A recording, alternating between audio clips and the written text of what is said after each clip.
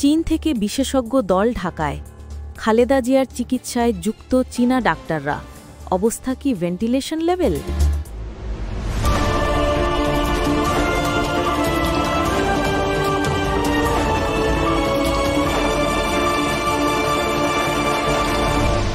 Channel CB.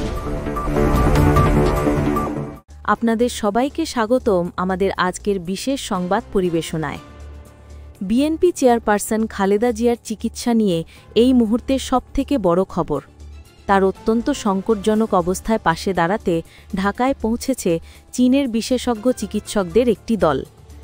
5 সদস্যের এই চীনা মেডিকেল টিম আজ সোমবার বিকেলে এভারকেয়ার হাসপাতালে খালেদা জিয়ার চিকিৎসায় নিয়োজিত মেডিকেল বোর্ডের সঙ্গে বৈঠক করেছে।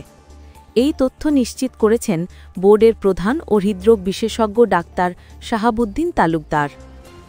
হাসপাতাল সূত্রে জানা গেছে, চীনা প্রতিনিধি দলটি খালেদা জিয়ার বর্তমান স্বাস্থ্যের অবস্থা পর্যালোচনা করেছে এবং স্থানীয় ডাক্তারদের সাথে প্রয়োজনীয় চিকিৎসা ব্যবস্থা নিয়ে বিস্তারিত আলোচনা করেছে।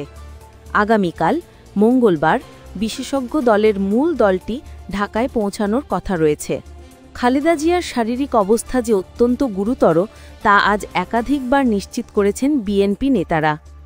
বিএনপি মহাসচিব মির্জা ফখরুল ইসলাম আলমগীর জানান, স্থানীয় এবং বিদেশি চিকিৎসকরা যৌথভাবে তার চিকিৎসা সমন্বয় করছেন এবং ম্যাডামের অবস্থা এখনও সংকটজনক।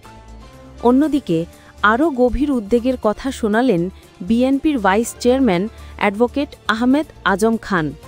তিনি বলেন, খালেদা জিয়া এখন এক খুবই গুরুতর পরিস্থিতিতে আছেন। আপনারা একে ভেন্টিলেশন লেভেল বা অত্যন্ত সংকটপূর্ণও বলতে পারেন। গত 4 দিন ধরে গুরুতর লিভার, কিডনি ও হৃদযন্ত্রের জটিলতা সহ নানা শারীরিক সমস্যায় ভুগছেন সাবেক এই প্রধানমন্ত্রী। তাকে এভারকেয়ার হাসপাতালের করোনারি কেয়ার ইউনিটে নিবিড় পর্যবেক্ষণে রাখা হয়েছে।